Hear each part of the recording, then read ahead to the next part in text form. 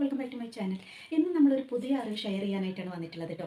അപ്പോൾ നമ്മുടെ സോഫ സെറ്റുകളൊക്കെ ഉണ്ടാവുമല്ലോ, നമ്മൾ കുറേ കാലമായിട്ട് ഉപയോഗിക്കുന്ന സോഫ സെറ്റുകളിൽ ധാരാളമായിട്ട് പൊടി പിടിച്ചതും അതുപോലെ തന്നെ പൂപ്പൽ പിടിച്ചതും അഴുക്ക് പിടിച്ചതും അതുപോലെ തന്നെ കുട്ടികളൊക്കെ ഉള്ളവരാണെങ്കിൽ ചിലപ്പോൾ കയറി യൂറിൻ പാസ് ചെയ്തിട്ടൊക്കെ ഉണ്ടാവും. അപ്പോൾ അതൊക്കെ ഒരു ബാഡ് സ്മെല്ലൊക്കെ നമ്മുടെ സോഫ സെറ്റിൽ ഉണ്ടാവും. അങ്ങനെയുള്ള സോഫ സെറ്റ് ക്ലീൻ ചെയ്യാനായിട്ട് നമുക്കൊരു സൊല്യൂഷൻ കണ്ടെത്തണം അല്ലേ. അപ്പോൾ അതിനായിട്ടുള്ള ഒരു ഈസി മെത്തേഡ് നിങ്ങൾക്ക് കാണിച്ചു തരാം. അത് നമ്മൾ ക്ലീൻ ചെയ്ത് നമ്മുടെ സോഫ സെറ്റ് നമ്മൾ ക്ലീൻ ആക്കി പുത്തുപുത്തനാക്കി എടുക്കുന്നത് ഈ ഒരു ലിഡ് വെച്ചിട്ടാണ്. ഈ ഒരു ലിഡ് ഉപയോഗിച്ചിട്ട് എങ്ങനെയാണ് ക്ലീൻ ചെയ്യുന്നതെന്ന് കാണിച്ചു തരാം. വളരെ ഈസി ആയിട്ടുള്ള മെത്തേഡാണ്. അപ്പോൾ നമുക്ക് വീഡിയോയിലോട്ട് പോകാം. അപ്പോൾ നമ്മളിവിടെ സോഫ സെറ്റ് ക്ലീനിങ് ചെയ്യാനായിട്ട് ഒരു ബേസിൻ എടുത്ത് വെച്ചിട്ടുണ്ട്. അതിലേക്ക് കുറച്ച് നല്ല തിളച്ച വെള്ളം എടുത്ത് വെച്ചിട്ടുണ്ട് കേട്ടോ. നല്ല വെട്ടി തിളച്ച വെള്ളം തന്നെ എടുക്കണം, മേലേക്കൊന്നും ആവാതെ ശ്രദ്ധിക്കണേ. ഇനി നമ്മളിതിലേക്ക് 2 ടീസ്പൂണോളം ഡിഷ് വാഷ് ക്ലീനർ ലിക്വിഡ് ഒഴിച്ചു കൊടുക്കുക. അതിനുശേഷം 1 ടീസ്പൂണോളം ബേക്കിംഗ് സോഡയാണ് ചേർത്ത് കൊടുക്കുന്നത്. ബേക്കിംഗ് സോഡ ചേർത്ത് കൊടുത്തതിന് ശേഷം നമ്മൾ ഇതിലേക്ക് ഗ്ലാസ് ക്ലീനറാണ് ഒഴിച്ചു കൊടുക്കുന്നത്. ഗ്ലാസ്സൊക്കെ ക്ലീനിങ് ചെയ്യാനായിട്ട് ഉപയോഗിക്കുന്ന ലിക്വിഡ് ഉണ്ടല്ലോ, അത് 2 ടീസ്പൂണോളം ഒഴിച്ചു കൊടുക്കുക. ഇല്ലെങ്കിൽ അത് ഓപ്ഷണലാണ്, ഇല്ലെങ്കിൽ വേണ്ട, ഇല്ലാത്തവർ അത് ഉപയോഗിക്കണം എന്നില്ല കേട്ടോ. അല്ലെങ്കിൽ ഉപയോഗിച്ച് കൊടുക്കാം. നമ്മൾ ഇതേപോലെ കട്ടിയുള്ള ഒരു ടവൽ എടുക്കുക. അപ്പോൾ ഞാനിപ്പോൾ ഇത് കുറച്ച് വലിയ ടവലായതുകൊണ്ട് ഞാൻ 2 മടക്കായിട്ടാണ് പിടിച്ചിരിക്കുന്നത്. നമ്മൾ ഈ വെള്ളത്തിൽ ഒഴിച്ചു കൊടുത്തിട്ടുള്ള ലിക്വിഡും അതുപോലെ തന്നെ ബേക്കിംഗ് സോഡയൊക്കെ നന്നായിട്ട് തന്നെ ഒന്ന് മിക്സ് ചെയ്ത് കൊടുക്കണം കേട്ടോ, നന്നായിട്ട് കലക്കി കൊടുക്കുക. ഇനി നമുക്ക് ഈ ടവൽ ഈ തിളച്ച വെള്ളത്തിൽ നന്നായിട്ടൊന്ന് മുക്കി പിഴിഞ്ഞെടുക്കണം. അപ്പോൾ നിങ്ങൾ നടുഭാഗം മാത്രം നല്ല തിളച്ച വെള്ളത്തിൽ മുക്കുക.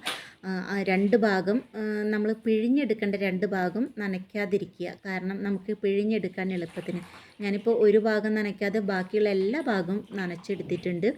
അപ്പോൾ ഇത് പിഴിഞ്ഞെടുക്കാൻ കുറച്ച് പാടായിരിക്കും, നല്ല തിളച്ച വെള്ളം ആയതുകൊണ്ട്. അതുകൊണ്ടാണ് പറയുന്നത് 2 ഭാഗം നിങ്ങൾക്ക് പിടിക്കാനുള്ള 2 ഭാഗം നിങ്ങൾ നനയ്ക്കാതിരിക്കുക, ബാക്കിയുള്ള ഫുൾ ഭാഗം നിങ്ങൾക്ക് നനച്ചു കൊടുക്കാം. അപ്പോൾ നിങ്ങൾക്ക് പിഴിഞ്ഞെടുക്കാൻ നിങ്ങൾക്ക് നല്ല എളുപ്പമായിരിക്കും കേട്ടോ. ഇപ്പോൾ ഞാനിത് നന്നായിട്ട് തന്നെ പിഴിഞ്ഞെടുക്കേണ്ടത്, ഇതിൽ തുള്ളി വെള്ളം ഇല്ലാത്ത രീതിയിൽ വേണം നമ്മളിത് പിഴിഞ്ഞെടുക്കാനായിട്ട്. നന്നായിട്ട് പിഴിഞ്ഞെടുത്തതിന് ശേഷം നമുക്ക് ഈ ടവല് സെറ്റിയിലേക്ക് വിരിച്ചു കൊടുക്കാം. ഇനി നമ്മൾ ടവലിന് മീതേക്ക് ആ ലിഡ് വെച്ച് കൊടുത്തിട്ട് ഇതേപോലെ ടവലൊന്ന് കൂട്ടി പിടിക്കുക. ആ ലിഡ് നമുക്കിങ്ങനെ പിടിക്കാൻ പാകത്തിൽ, ഈ ടവല് കൊണ്ട് തന്നെ നമുക്ക് പിടിക്കാൻ പാകത്തിൽ ഒന്ന് കൂട്ടി പിടിച്ച് കൊടുക്കുക. എന്നിട്ട് നന്നായിട്ട് തന്നെ സെറ്റിയിൽ എല്ലാ ഭാഗത്തും പ്രസ് ചെയ്ത് കൊടുക്കുക. ഇങ്ങനെ പ്രസ് ചെയ്ത് കൊടുത്തു കഴിഞ്ഞാൽ നമ്മളെ സെറ്റിയിലുള്ള ഫംഗസ് അതുപോലെ തന്നെ പൊടികൾ, അഴുക്കുകൾ ഒക്കെ നമുക്ക് റിമൂവ് ചെയ്യാനായിട്ട് സാധിക്കും.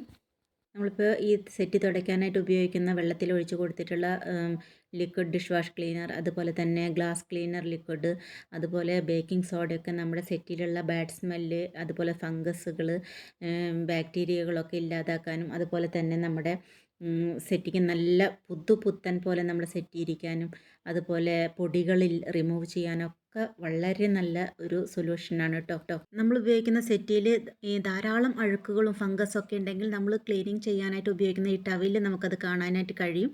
ഞാനിപ്പോൾ ആഴ്ചയിൽ 1-2 പ്രാവശ്യമൊക്കെ എൻ്റെ സെറ്റ് ക്ലീനിങ് ഇതേപോലെ ചെയ്യുന്നത് കൊണ്ട് അതിൽ അധികമായിട്ട് അഴുക്കൊന്നും നിങ്ങൾക്ക് കാണാനായിട്ട് സാധിക്കില്ല. നമ്മുടെ സെറ്റിയിലെ അഴുക്കിനനുസരിച്ച് നമുക്ക് വെള്ളത്തിൽ മാറി മാറി ടവൽ മുക്കിയതിന് ശേഷം പ്രസ് ചെയ്ത് ഇതേപോലെ അഴുക്ക് റിമൂവ് ചെയ്ത് കൊടുക്കാവുന്നതാണ്.